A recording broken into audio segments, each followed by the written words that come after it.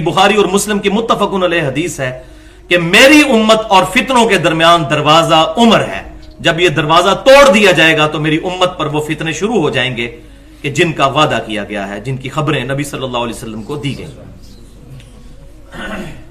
तो सैयदना उमर फारूक रदी अल्लाह तआला अन्हु की शहादत के बाद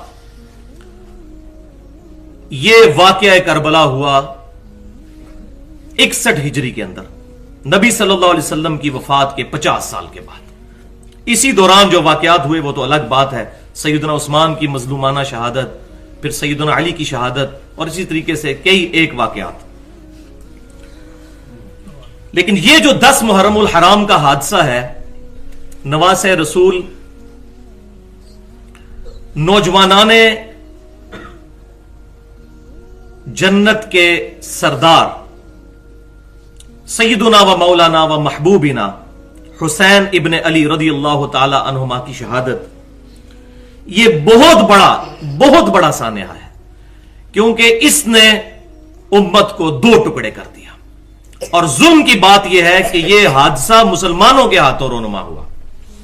सैयदना उमर को तो शहीद करने वाला एक मजूसी काफिर था, अबू लोलो फिरोज, लेकिन सैयदना हुसैन रदी अल्लाह ताला अन्हु मुसलमानों के हाथों शहीद हुए।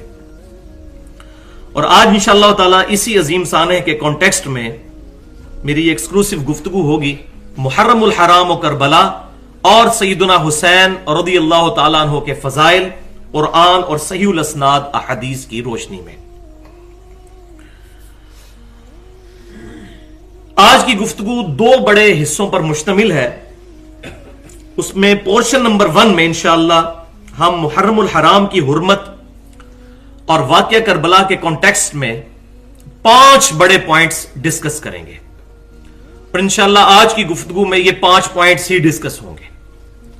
फिर अगले हफ्ते इंशाअल्लाह पोर्शन नंबर 2 एड्रेस होगा कुरान और सुन्नत की रोशनी में शहीद करबला नवासे रसूल सल्लल्लाहु अलैहि वसल्लम सैयदुना हुसैन इब्ने अली रदी अल्लाह ताला अन्हुमा के फजाइल कुरान और सुन्नत की रोशनी में, जो कि हम नौजवानों के सरदार हैं इंशाअल्लाह जन्नत में। जिसको भी जन्नत में जाने की ख्वाहिश है उसके वो इंशाअल्लाह सरदार है।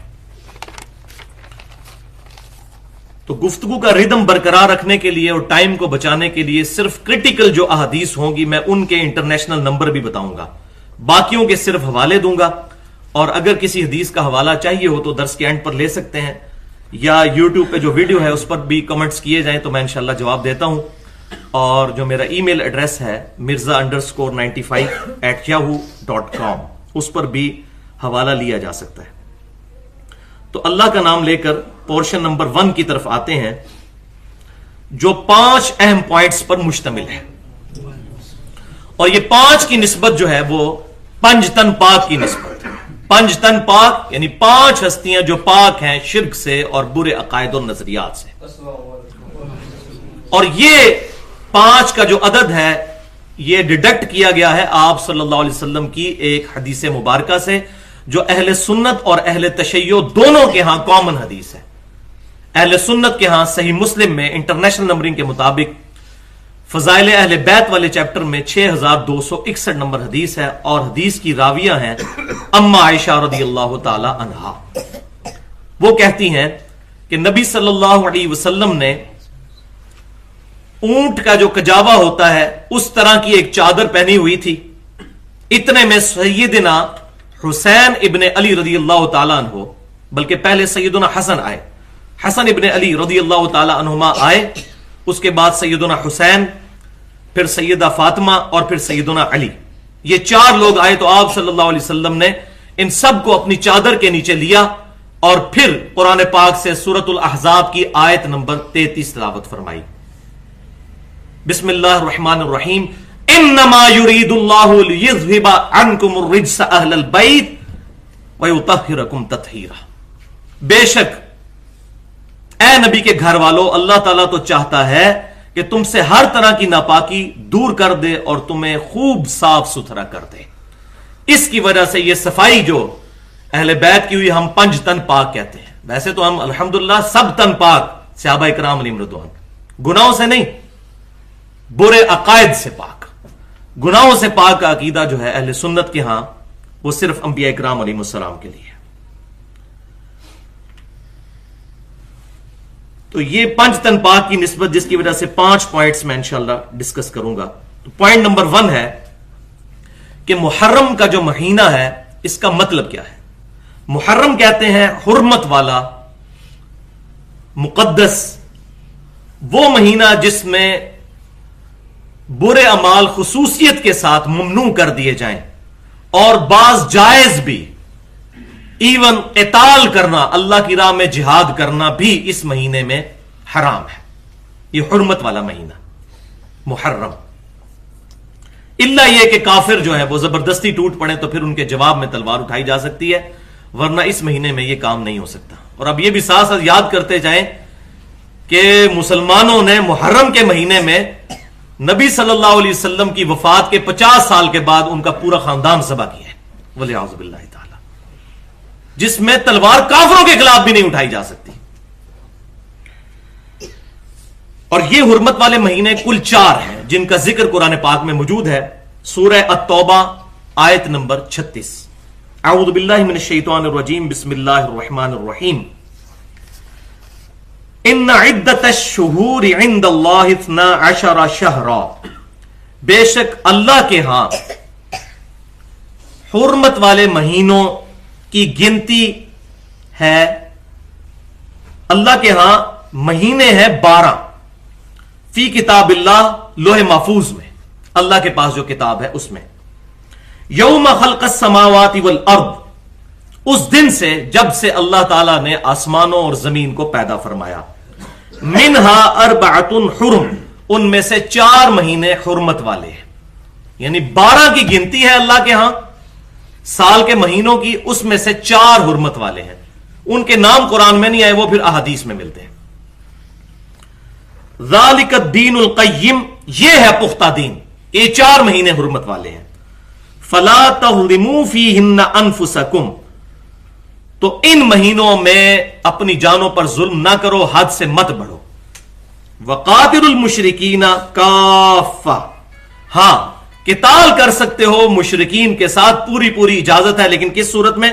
کما یقاتلونکم کافہ، جیسا کہ وہ تمہیں پورا قتل کرنے کی، تم سے لڑائی کرنے کی کوشش کرتے ہیں، اس صورت میں ایکسیپشن موجود ہے. وَاعْلَمُوا أَنَّ اللَّهَ مَعَ الْمُتَّقِينَ، اور یہ بات بھی خوب جان لو کہ بے شک اللہ تعالیٰ پرہیزگاروں کے ساتھ ہے. پرہیزگاری کا دامن جو ہے یہ ہاتھ سے نہیں جانا چاہیے. تو یہ تو ہو گئے 12 مہینے، ان میں سے 4 ہو گئے حرمت والے. اب اس کے کانٹیکسٹ میں جو حدیث ہے اس سے ہمیں ان مہینوں کے نام بھی پتہ چل جائیں گے، اور وہ حدیث صحیح بخاری اور صحیح مسلم کی متفق علیہ حدیث ہے. نبی صلی اللہ علیہ وسلم کا صحیح بخاری اور صحیح مسلم میں جو یوم النہر کا خطبہ ہے، حجۃ الوداع پر آپ صلی اللہ علیہ وسلم کا ایک خطبہ ہے جو عرفات کے میدان میں ہوا، اور ایک خطبہ اس سے اگلے دن یوم النہر یعنی قربانی والے دن 10 ذو الحجہ کو ہوا. وہ خطبہ جو بخاری اور مسلم میں ہے، اور انہی آیات کے کانٹیکسٹ میں امام بخاری کتاب التفسیر چیپٹر میں بھی اس حدیث کو لے کر آئے ہیں. اس کے الفاظ یہ ہیں کہ آپ صلی اللہ علیہ وسلم نے فرمایا کہ زمانہ گھوم پھر کر پھر اسی جگہ پر آ گیا ہے جس پر اللہ تبارک و تعالی نے زمین و آسمان کو پیدا فرمایا تھا، کہ سال کے 12 مہینے ہیں اور ان میں سے 4 حرمت والے ہیں. زمانہ گھوم گھما کر کیوں؟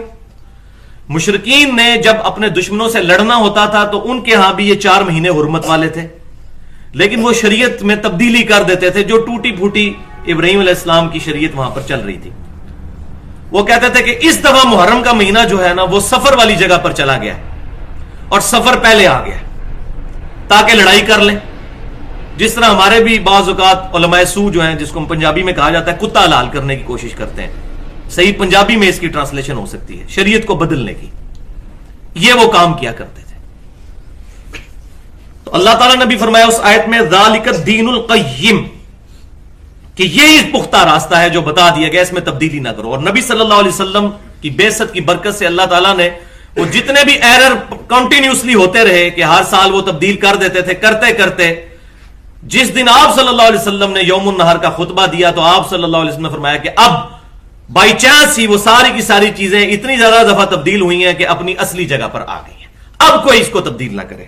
اور پھر ساتھ فرمایا کہ 4 مہینے حرمت والے ہیں، اور یہاں آپ صلی اللہ علیہ وسلم نے فرمایا کہ 3 مہینے مسلسل ہیں، ذی قعدہ کا مہینہ، ذوالحجہ کا مہینہ اور محرم کا مہینہ، اور 4تھا مہینہ جو ہے وہ رجب کا مہینہ ہے. یہ 4 مہینے حرمت والے ہیں، عزت والے ہیں، مقدس ہیں. اور یہ خطبہ پھر آگے کافی لمبا چلتا ہے، اس میں یہ بھی الفاظ موجود ہیں کہ آپ صلی اللہ علیہ وسلم نے فرمایا کہ بے شک تمہاری جانیں اور تمہارے مال اور تمہاری عزتیں ایک دوسرے پر اسی طریقے سے حرام ہیں جس طرح کہ یہ مہینہ ذوالحجہ کا اور یہ شہر مکہ اور آج کا دن اللہ کے نزدیک حرمت والا ہے، یوم النہر قربانی والا دن. بالکل اس طریقے سے تمہاری آپس میں تمہاری جانیں، مال اور عزتیں ایک دوسرے پر حرام ہیں. اور پھر اسی میں ہی آپ صلی اللہ علیہ وسلم نے فرمایا کیا تم اس بات کی گواہی دو گے قیامت والے دن کہ میں نے اپنے رب کا پیغام تمہارے تک پہنچا دیا؟ تو سب نے کہا کہ بلا یا رسول اللہ، کیوں نہیں یا رسول اللہ، گواہی دیں گے. پھر آپ صلی اللہ علیہ وسلم نے فرمایا، اللہ کی بارگاہ میں عرض کی اے اللہ گواہ رہنا. اور پھر آپ صلی اللہ علیہ وسلم نے فرمایا کہ اب جو یہاں موجود ہیں ان کی رسپانسبلٹی ہے کہ اس دین کو دوسرے لوگوں تک پہنچا دیں. بھائیو، اہل سنت کہلوانے والے تینوں گروہ، بریلوی، دیوبندی اور سلفی یعنی اہل حدیث اور اہل تشیع بھی، ان کا اس بات پر اجماع ہے کہ سیدنا عمر فاروق رضی اللہ تعالیٰ عنہ کے مبارک دور میں سیدنا علی رضی اللہ تعالیٰ عنہ کے مشورے سے یہ بات طے پائی کہ اسلامی سال ہجرت سے شروع ہوگا. آپ صلی اللہ علیہ وسلم نے جو ہجرت فرمائی، اور اسلامی مہینہ جو ہے یہ سجسٹ کیا گیا سیدنا عثمان غنی رضی اللہ تعالیٰ عنہ کی طرف سے کہ محرم کا مہینہ، اسلامی مہینہ جو ہے اس سے سٹارٹ کیا جائے اسلامی سال کو. اور یہ جو محرم کا مہینہ یہ کس لیے کہ یہ اللہ کا مہینہ ہے. اور وہی اگلا پوائنٹ ہے، پوائنٹ نمبر 2.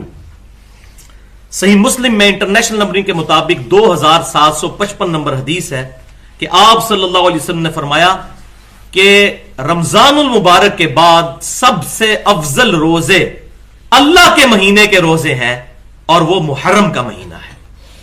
تو محرم کا مہینہ اللہ کا مہینہ ہے، ویسے تو سارے ہی اللہ کے ہیں لیکن اس کو خالصتاً اللہ نے اپنے ساتھ نسبت دی ہے. جیسا کہ دنیا کی تمام مسجدیں اللہ ہی کے گھر ہیں لیکن بیت اللہ شریف کو ایک خاص اہمیت حاصل ہے. تو محرم الحرام چونکہ اللہ کا مہینہ ہے، اس وجہ سے سیدنا عمر کے دور میں یہ طے پایا کہ ہجرت والے سال سے سن ہجری کا آغاز کیا جائے اور محرم کو پہلا مہینہ جو ہے یہ رکھا جائے. اور اس محرم کے مہینے میں بھی خصوصاً عاشورہ کا جو دن ہے، یہ عاشورہ کہتے ہیں 10 تاریخ کو، اور یہ عاشورہ کا لفظ صحیح بخاری اور صحیح مسلم میں موجود ہے. یہ کوئی اہل تشیع کی ڈیوائز کی بھی ٹرم نہیں ہے، یہ اہل سنت اہل تشیع دونوں کے ہاتھ آپ صلی اللہ علیہ وسلم کے مبارک ریفرنس سے ہی بات ملتی ہے کہ عاشورہ کا جو دن ہے 10 محرم الحرام کا دن، یہ پرٹیکولر اسلام سے پہلے بھی بڑی عزت والا دن سمجھا جاتا تھا. اور صحیح بخاری اور صحیح مسلم میں کم از کم 50 احادیث موجود ہیں عاشورہ کے دن کے بارے میں. صرف تقریباً 25 احادیث صحیح بخاری میں ہیں اور تقریباً 30 کے قریب جو ہے وہ صحیح مسلم میں، اور وہ دونوں ہی تقریباً متفقن علیہ ہیں سوائے 1-2 کے، یعنی ایسی ہیں جو کامن ہیں، بخاری میں بھی موجود اور مسلم میں بھی موجود. چنانچہ انہی میں سے ایک حدیث جو صحیح بخاری اور صحیح مسلم کی متفقن علیہ حدیث ہے، اما عائشہ رضی اللہ تعالیٰ عنہ کہتی ہیں کہ قریش میں بھی عاشورہ کا دن جو ہے اس کا روزہ رائج تھا پہلے سے ہی. تو آپ صلی اللہ علیہ وسلم نے صحابہ کرام علیہم رضوان کو یہ حکم فرمایا کہ وہ 10 محرم کا روزہ رکھیں.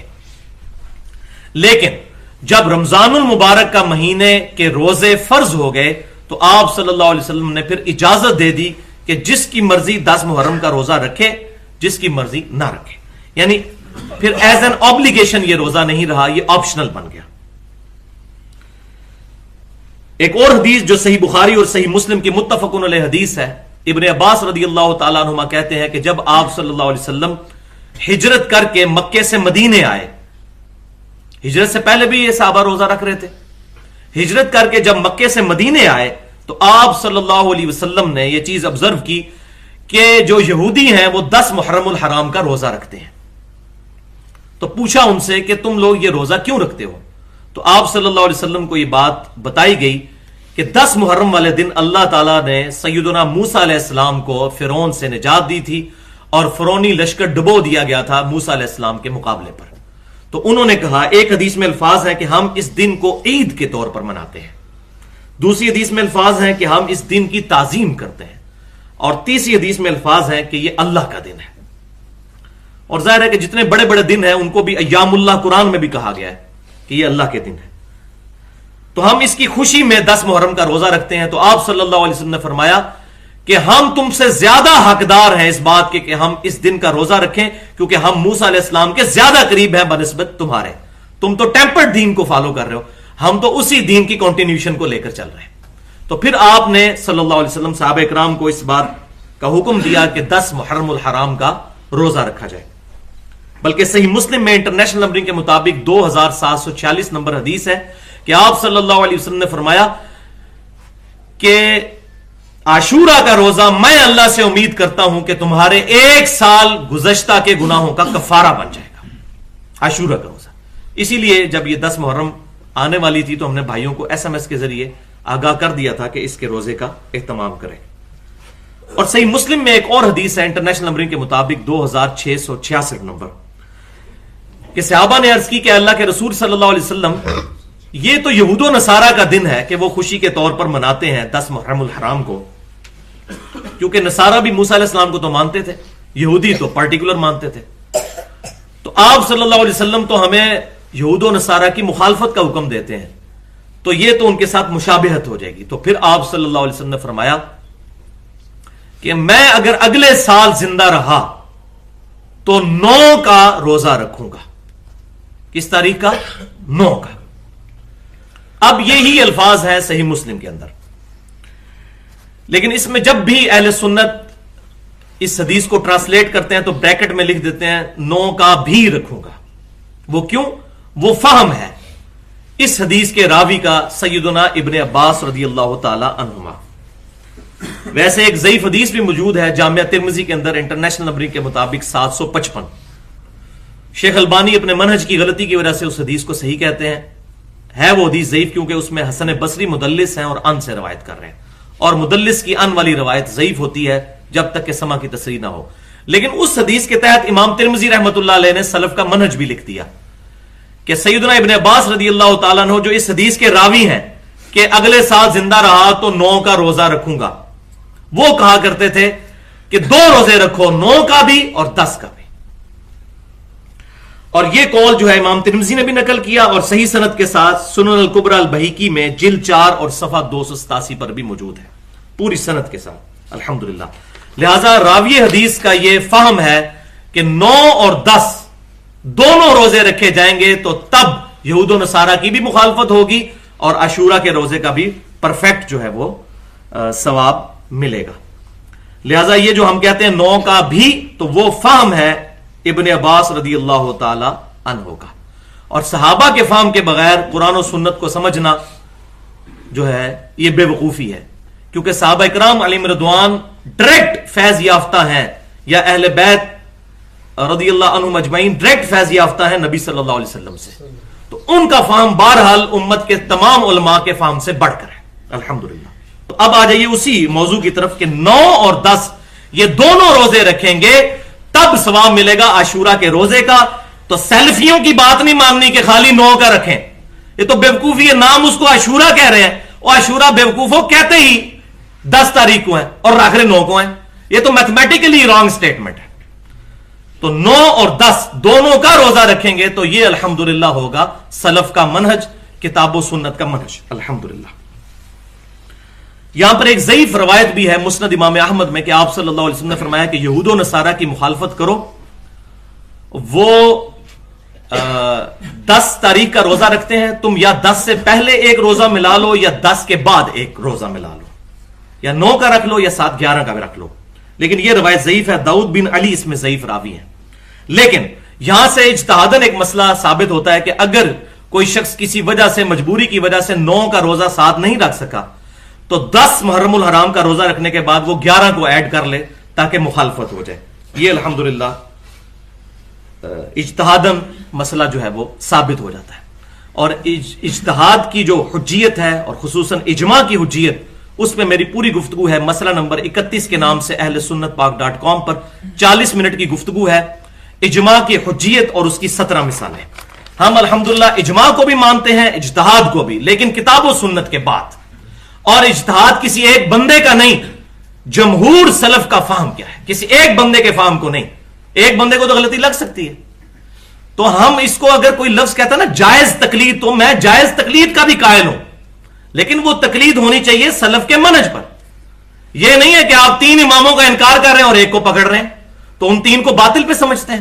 آپ دیکھیں جمہور کی رائے کیا ہے، اس کو لے کر چلیں. ایک بندے کو تو غلطی بھی لگ سکتی ہے.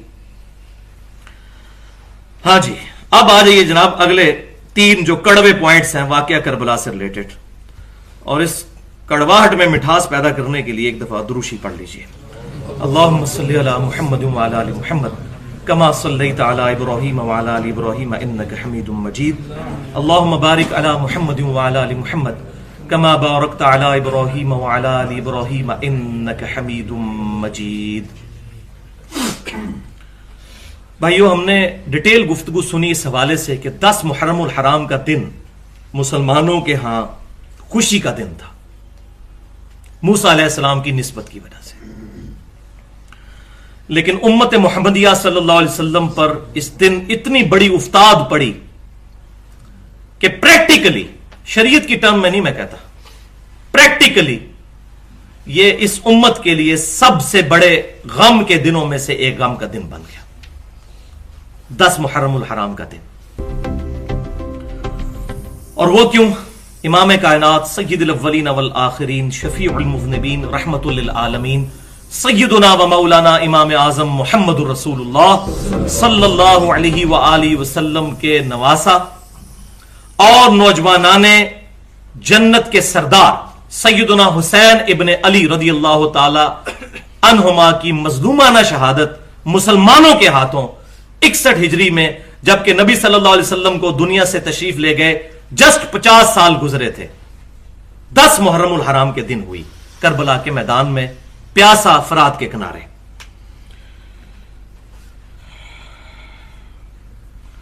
اور اس واقعے نے پھر امت کو 2 ٹکڑے کر دیا، اہل سنت اور اہل تشیع. اور پھر اہل تشیع میں بھی ایگزیجریشن ہوتی چلی گئی اور اب تو پریکٹیکلی رافضی بن چکے ہیں.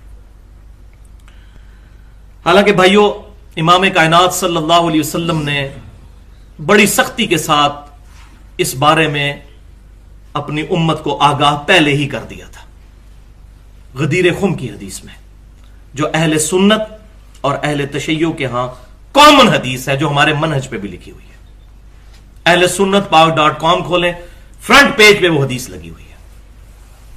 اہل سنت اہل تشیع دونوں کے ہاں یہ کامن حدیث ہے. اور اہل سنت کے ہاں صحیح مسلم میں انٹرنیشنل نمبرنگ کے مطابق 4 ترک اس کے امام مسلم لے کر آئے ہیں، 6225، 6226، 6227، 6228. زید ابن ارقم رضی اللہ تعالیٰ عنہ کہتے ہیں کہ آپ صلی اللہ علیہ وسلم اپنے حجۃ الوداع سے واپس آ رہے تھے.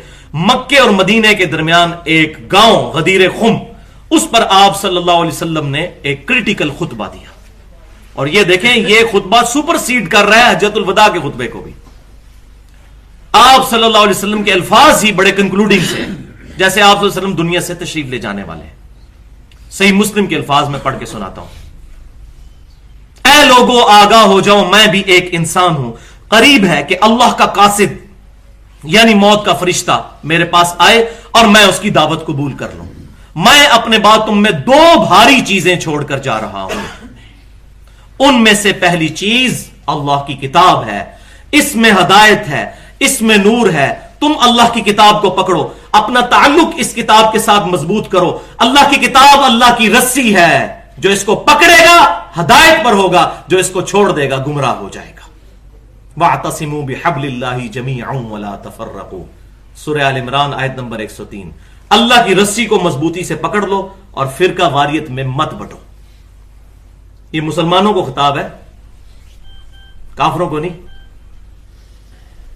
فرقے بنیں گے، یہ حضور صلی اللہ علیہ وسلم نے بشارت دی تھی، پروفیسی تھی آپ کی غیبی خبر کہ بچ جانا، یہ کام ہوں گے، یہ کام نہ کرنا. یہ اس لیے نہیں تھا کہ تم فرقے بنانا، ورنہ تو صحیح مسلم میں ہے کہ قرب قیامت میں عورتیں ایسا لباس پہنیں گی کہ ننگی نظر آئیں گی. تو کیا اس کا مطلب یہ ہے کہ ہم عورتوں کو ننگا لباس بنانا شروع کر دیں؟ یہ تو خبر تھی. اسی طرح آپ صلی اللہ علیہ وسلم نے فرمایا میری امت 73 فرقوں میں بٹ جائے گی، منع کیا. اور بھائیوں یہ کیسے ہو سکتا ہے قرآن کہہ رہا ہو کہ فرقہ واریت میں مت پڑو اور حضور کہیں کہ تم فرقے بناؤ؟ بالکل غلط انٹرپریٹیشن مولویوں نے اپنی روٹی چلانے کے لیے کی ہے. اور پھر ایک فرقہ کہتا ہے باقی سارے دوست کی ہیں، بس یہ جو ہے وہ جو حق پر ہے. یہ روٹی کا سارا معاملہ ہے، فتنہ ہی سارا روٹی کا ہے.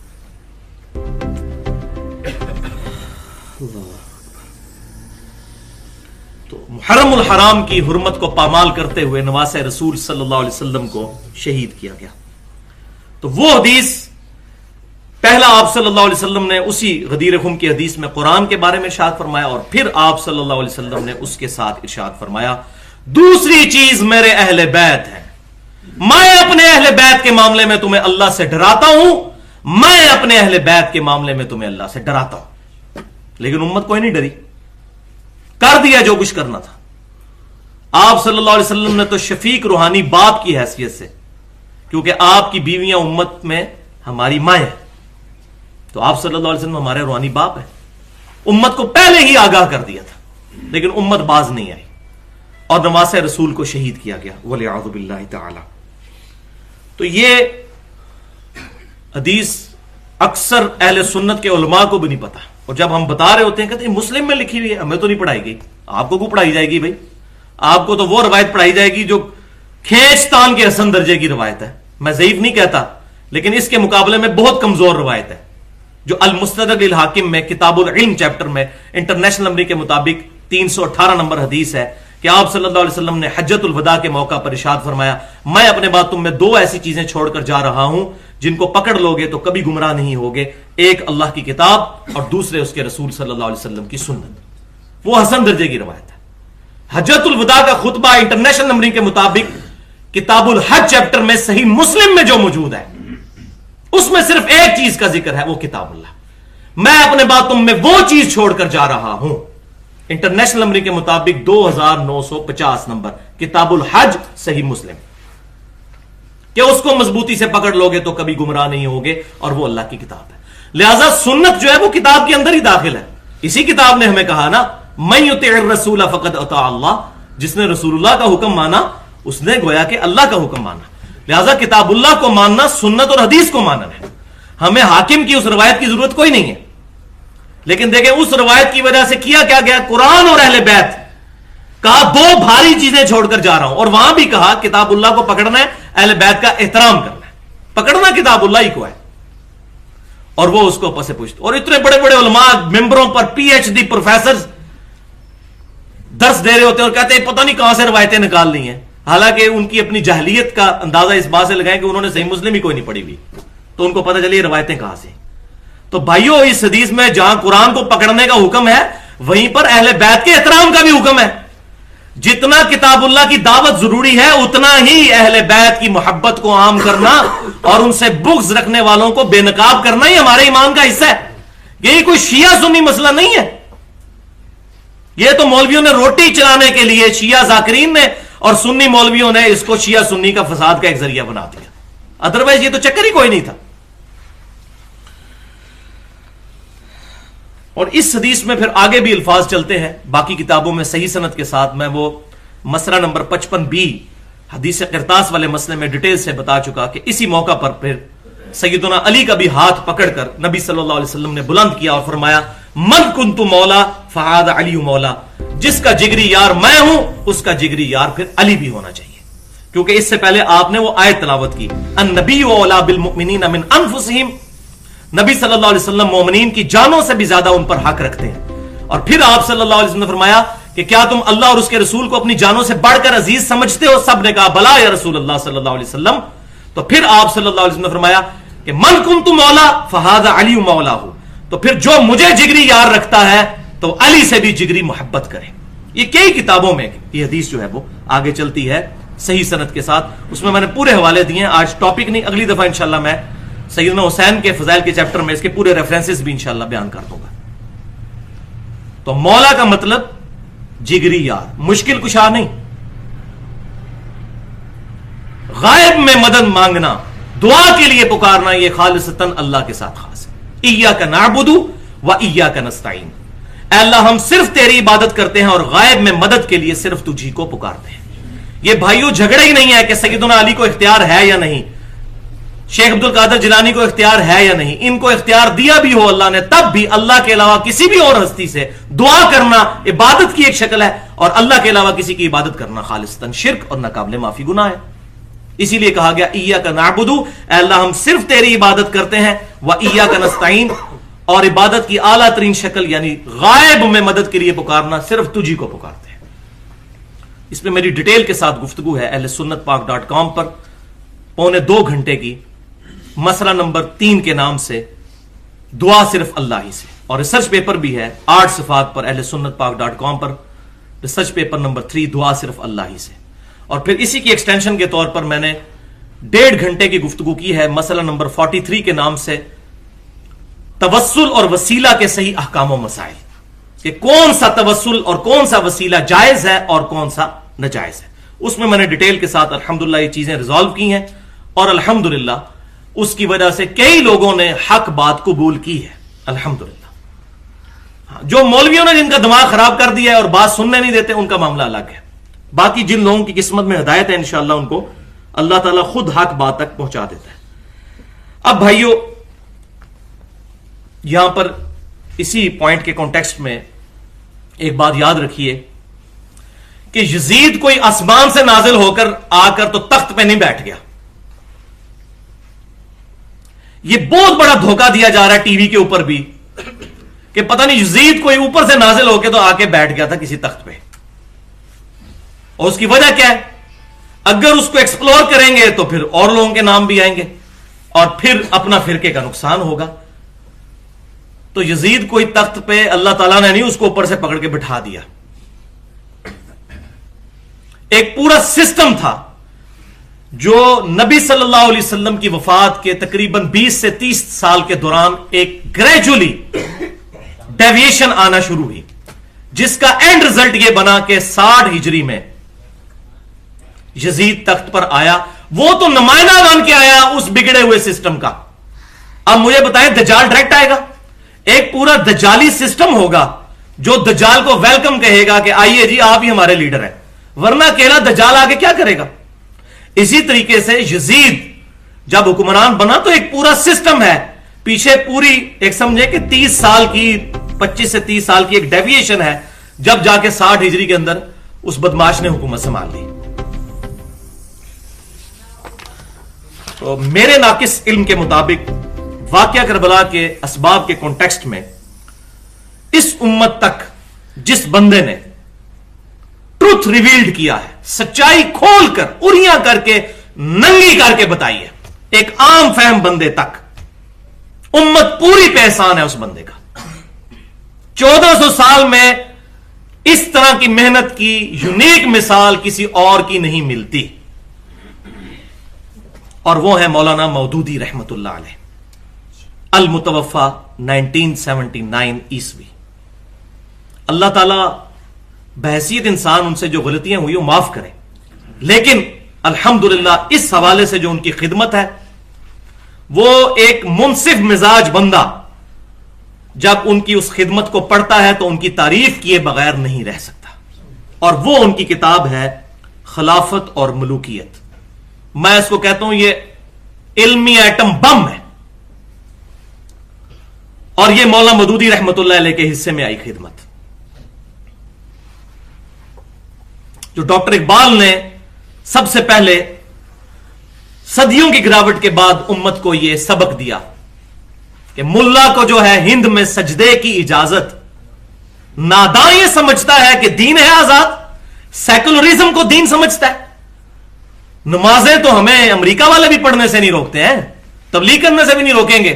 آپ بسترے اٹھا کے لوٹے اٹھا کے جائیں وہاں نمازیں پڑھیں. لیکن جیسے ہی آپ ان کو کہیں گے نا کہ یہ باطل کا نظام غلط ہے، حسین بننے کی کوشش کریں گے، آپ کا گھاٹا اتر جائے گا۔ بھائیو، واقعہ کربلا کے ساتھ اہل سنت اور اہل تشیع دونوں نے ظلم کیا، دونوں نے، اور اس سے جو لیسن لرن کرنا چاہیے تھا اس کو بالکل چھوڑ دیا، اور اس کو شیعہ سنی اختلاف کا سبب مان لیا، اور پھر لڑائیاں۔ اور اب دیکھیں پاکستان میں ایک خاص مکتبہ فکر جن کو میں سمجھتا ہوں کہ ماڈرن خوارج ہیں، انہوں نے یہاں تک بات پہنچا دی کہ امام بارگاہوں پر حملے، اور پھر ان کی طرف سے مسجدوں پر حملے، اور اس وقت قتل و غارت کا جو ہے بازار جو ہے وہ گرم ہو چکا ہوا ہے۔ علمی طریقے سے کسی کی غلطی پوائنٹ آؤٹ کرنے کی بجائے ٹوائلٹس میں لکھ دیا شیعہ کافر، فلاں کافر، فلاں کافر، اور اس طریقے سے مسلمانوں کو، اہل قبلہ کو، اہل کرما کو آپس میں لڑوا دیا۔ تو وہ اپروچ بیسیکلی مولویوں نے اپنی روٹی چلانے کے لیے یہ سارے کا سارا معاملہ کیا، اور یہ فرقہ واریت کی لعنت ہے۔ اور یہاں پر میں وہ آیت کوٹ کر دوں، سورہ الانعام کی آیت نمبر 159۔ یقین کریں یہ کتاب یہ والی آیت جب کسی بندے نے پہلی بار پڑھی ہے تو وہ حیران ہو گیا کہ یار یہ قرآن میں آیت لکھی ہوئی ہے، آج تک مولویوں نے کبھی یہ پلیٹ فارم سے بیان نہیں کی اپنے، جو ہم نے اپنے منہج پہ لکھی۔ الانعام آیت نمبر 159، بسم اللہ الرحمن الرحیم، ان الذین فرقوا دینہم، بے شک وہ لوگ جنہوں نے اپنے دین میں فرقے بنائے، وکانوا شیعا، اور اپنے آپ کو گروہوں میں بانٹ لیا، لست منہم فی شیء، اے محبوب صلی اللہ علیہ وسلم آپ کا ان سے کوئی تعلق نہیں، آپ کی طرف سے تو وہ فارغ ہو گئے۔ انما امرہم الی اللہ، ان کا معاملہ کیجئے آپ اللہ کے سپرد، ثم ینبئہم بما کانوا یفعلون، پھر اللہ تعالیٰ قیامت والے دن ان کو بتا دے گا جو وہ دنیا میں کرتوت کیا کرتے تھے۔ انہوں نے اپنی روٹیاں چلانے کے لیے مسجدوں کے باہر فرقوں کے نام لکھے، مسلمانوں کی جمعیت کو توڑا، تھوڑے کو روڑا، جو پنجابی کہتے ہیں تھوڑے نو روڑا، پہلے ہی تھوڑے تھے اس کو بھی توڑ دیا۔ اور فرقہ جو ہے وہ پھر حق بات نہیں کرنے دیتا، مجبور کر دیتا ہے کہ اپنے فرقے کی حفاظت کرو چاہے حق چھپانا پڑتا ہے۔ اب یہاں پر وہ آیت ذرا سن لیجئے، اور ان مولویوں کو بھی سنائیے۔ یہ قرآن پاک میں اللہ تبارک و تعالیٰ نے انہی مولویوں پر لعنت فرمائی ہے، الا ماشاء اللہ جو اس میں نہ آتے ہوں۔ بسم اللہ الرحمن الرحیم، سورۃ البقرہ آیت نمبر 159 اور 160۔ ان الذین یکتمون ما انزلنا من البینات، بے شک وہ لوگ جو کہ چھپا لیتے ہیں وہ چیزیں جو ہم نے نازل کی ہیں، روشن، پہلے نمبر پر کتاب، دوسرے نمبر پر آپ صلی اللہ علیہ وسلم کی سنت جو صحیح حدیث سے ڈرائیو ہے، والہدا، اور ہدایت کی باتیں چھپا لیتے ہیں جو اللہ نے نازل کی ہیں۔ یہ دیکھ لیں مولوی نہیں کہتے قرآن حدیث ڈائریکٹ نہ پڑھنا گمراہ ہو جاؤ گے، اور اللہ تعالیٰ کیا فرما رہے ہیں ان کے بارے میں کہ جو چھپاتے ہیں، یہ چھپاتے کیا، یہ لوگوں کو منع کرتے ہیں۔ من بعد ما بیناہ للناس، بعد اس کے کہ اللہ نے کھول کھول کے لوگوں کو بات بتا دی تھی، ان کو تکلیف پڑ گئی اور انہوں نے لوگوں سے چھپائی۔ فی الکتاب، اپنی کتاب میں وہ باتیں اللہ نے بیان کی۔ اولئک یلعنہم اللہ، یہ لوگ ہیں جن پر اللہ کی لعنت ہے۔ وَيَلْعَنُهُمُ اللَّاعِنُونَ، اور ہر لعنت کرنے والے کی لعنت ہو ان پر کہ جو حق بات کو چھپاتے ہیں۔ إِلَّا الَّذِينَ تَابُوا، ہاں مگر جو توبہ کر لیں، لیکن خالی توبہ نہیں، وَأَصْلَحُوا، اور اپنی اصلاح کریں، اور خالی اصلاح نہیں، وَبَيَّنُوا، اور وہ باتیں بیان بھی کریں لوگوں کو کہ یہ چیزیں ہم نے چھوڑی ہوئی تھی، ہم نے آپ سے یہ بات چھپائی ہوئی تھی کہ صحیح بخاری اور صحیح مسلم میں نماز کا طریقہ کیا لکھا ہوا ہے، اور جو وہ طریقہ بتاتا تھا اس کو کہتے تھے یہ تو انگریزوں کی پیداوار ہے، بخاری اور مسلم انگریزوں نے لکھی ہے۔ اصلاح کریں اور لوگوں کو بتا بھی دیں۔ فَأُولَئِكَ أَتُوبُ عَلَيْهِمْ، ہاں ایسوں کی توبہ اللہ تعالیٰ کہتا ہے میرے ذمہ ہے، باقیوں کی کوئی نہیں۔ وَأَنَا التَّوَّابُ الرَّحِيمُ، اور میں توبہ قبول کرنے والا، رحم فرمانے والا ہوں۔ یہ دیکھ لیں یہ آیت بھی مولویوں کے بارے میں، عوام کو تو پتہ ہی نہیں کیا بات لکھی ہوئی ہے، یہ مولویوں کے اوپر لعنت کی گئی ہے نا، انہیں کو ہی بات پتہ ہے نا، عوام کو تو اپنی روٹی کھانے سے ٹائم ہی نہیں، فرصت ہی نہیں ہے، انہوں نے تو دنیا کو ہی اپنا سب کچھ مان لیا، ان کو تو پتہ ہی کچھ نہیں، اس لیے وہ قابل رحم ہے۔ میری نفرت صرف بریلوی، دیوبندی، اہل حدیث اور اہل تشیع کے ان علماء کے ساتھ ہے، سب علماء کے ساتھ نہیں، جنہوں نے امت کو توڑنے کی کوشش کی ہے۔ عوام ساروں کے ساتھ محبت ہے دلی، کیونکہ وہ تو بےچارے ہماری طرح ہیں، ہمیں بھی کچھ نہیں تھا پتا، بہت کم لوگ ہیں جو انٹلیکچوئل لیول پہ جا کے تحقیق کرتے ہیں اور ان کے لیے حق کا دروازہ کھلتا ہے. اور یہاں پر میں یہ بات بھی کر دوں کہ بعض لوگوں نے اس طرح کی جب باتیں, میرا حسینیت اور یزیدیت والا لیکچر جب آیا تقریباً 2.5 گھنٹے کا, مسئلہ نمبر 61, تو بعض لوگوں نے کہا کہ نہیں جی نہیں, یہ ایسی باتیں جن سے عوام میں فساد پیدا ہوتا ہو یہ بیان نہیں کرنی چاہیے. اس کا مطلب ہے کہ آپ اللہ اور اس کے رسول کو یہ سمجھانے کی کوشش کر رہے ہیں کہ آپ نے قرآن میں اور حدیث میں یہ باتیں کیوں کی ہیں, اس سے تو فساد پیدا ہوتا ہے. اور فساد نہیں, ان کے پیٹ پہ لات پڑتی ہے مولویوں کے. یہ باتیں غدیر خم کی ہوئی ہوتی تو آج اہل سنت کا مقدمہ اہل تشیع کی عدالت میں ہم ون کر چکے ہوتے, لیکن ہم نے کہا پردہ پاؤ, پردہ پاؤ. آج اہل تشیع رافضی نہ بنتے. یہ ہم نے غلط طریقے سے معاملے کو ہینڈل کیا ہے, اور ان کے جائز جو مطالبات تھے ان کو بھی جو ہے اس سے پردہ ڈالا, اور نہیں نہیں نہیں نہیں جناب خاموش رہو. تو بچایا تو حضرت معاویہ, مغیرہ ابن شعبہ اور عمر بن عاص کو رضی اللہ تعالی عنہم اجمعین. میں تو احترام سے ان کا نام لوں گا صحابیت کی وجہ سے, باقی میں ان کو کوئی پیغمبر نہیں مانتا, غلطیاں ان سے ہوئی, اللہ ان کو معاف کرے, ہم کیوں ان پہ لان تان کریں. ان کو بچانے کی خاطر ابو بکر عمر کی داڑیاں بھی پٹوا لی ساری. تو بھائیو یہ جو ہے ایک روایت کا سہارا لیتے ہیں, وہ روایت میں آپ کو بتا دیتا ہوں. وہ روایت جو ہے حلال بن اصاف تابعی رحمت اللہ علیہ کا قول ہے, ایک تابعی کا قول ہے. ویسے کہتے ہیں مرفوع حدیث لے کے آئے, صحابی بھی نہیں, تابعی کا قول ہے. اور یہ کتاب کون سی ہے؟ کتاب جمل من انصاب الاشرف, کہ جو اشرف نسب والے لوگ ہیں ان کا بیان اس میں انہوں نے اکٹھا کیا ہے. اعلی خاندان کے جو لوگ, ان میں حضرت حسین کو بھی انہوں نے شامل کیا. اور یہ امام بلازری رحمت اللہ علیہ المتوفا 279 ہجری, پہلے 300 سال کے مسلمان محدثین میں سے ایک ہیں. انہوں نے اپنی کتاب میں جلد 3 صفحہ 1349 پہ یہ روایت نقل کی ہے.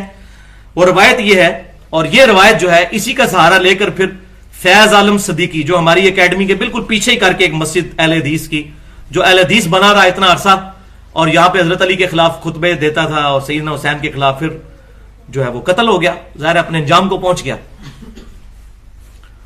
تو وہ بھی یہ بیان کرتا تھا, اور وہ پکا مرید تھا اس کا محمود احمد عباسی کا, جو منکرین حدیث, جو امام بخاری کو کھوتا کہا کرتا تھا, معاذ اللہ, امام بخاری کو گدھا کہا کرتا تھا, اس کا یہ شاگرد تھا. اور وہ بڑے نقشے بھی بنائے ہوئے ہیں, جی دیکھیں جی کربلا اس طرف ہے, وہ تو شام کی طرف جا رہے تھے, وہ تو کوفہ تو اس طرف ہے, وہ تو اس طرف جا ہی نہیں رہے تھے, اور اس طریقے سے دھوکہ دینے کی, مس کرنے کی وہ فکر حسین کو کوشش کرتے ہیں. تو میں انشاءاللہ ان کا پول کھولتا ہوں.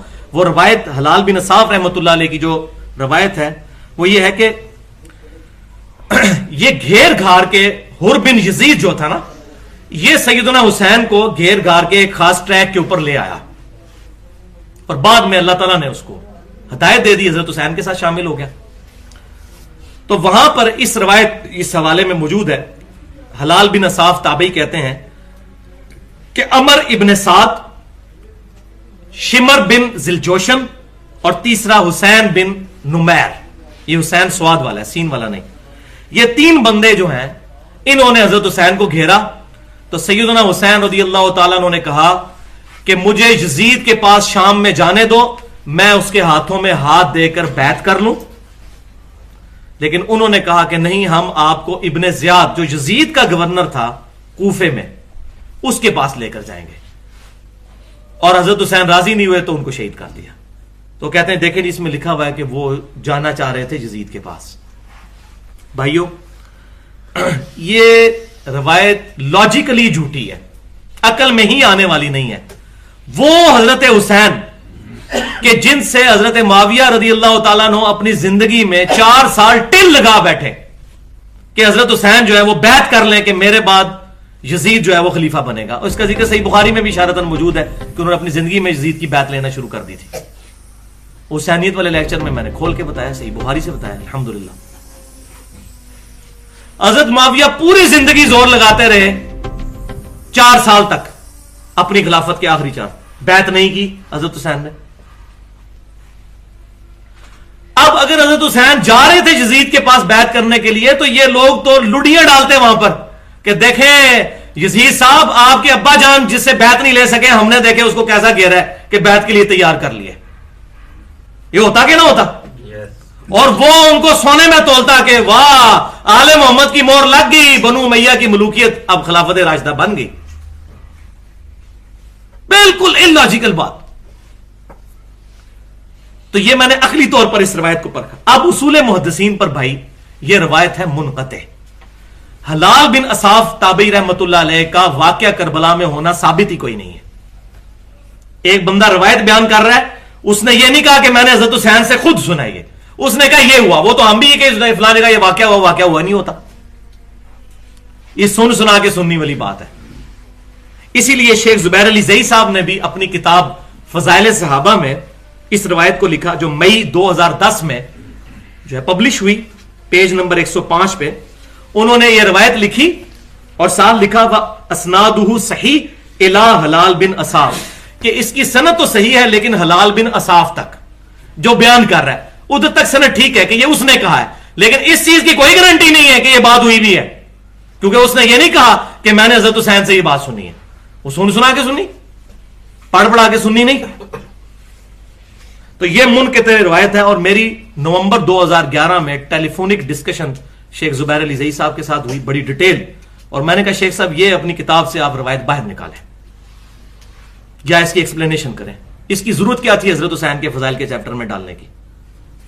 تو کہنے لگے جی آپ سے پہلے بھی مجھے ایک فیصلہ آباد کے بھی کوئی عالم ہے, انہوں نے بھی اس طرف توجہ دلائی ہے, تو میں بھی اب اس معاملے میں تھوڑا ڈاؤٹ فل ہو گیا ہوں. پر انہوں نے کوئی کلیئر کٹ بات نہیں کی, لیکن وہ کہتے ہیں یہ آپ کی بات تو لاجیکل ہے واقعی. تو انہوں نے اپنی اس اعتبار سے جان چھڑا لی کہ اسنادہ صحیح الی حلال بن اصاف, کہ وہاں تک روایت صحیح ہے, حلال بن اصاف تک, لیکن حضرت حسین تک صحیح ہونی چاہیے نا, کہ ان سے سنا بھی ہو جن کے ریفرنس سے بات بیان ہو رہی ہے. اور اصول محدثین ہے کہ منقطع روایت کوئی حجت نہیں ہوتی, منقطع تو بالکل فارغ ہو جاتی ہے روایت. یہ تو تھا بھائیو علمی جواب.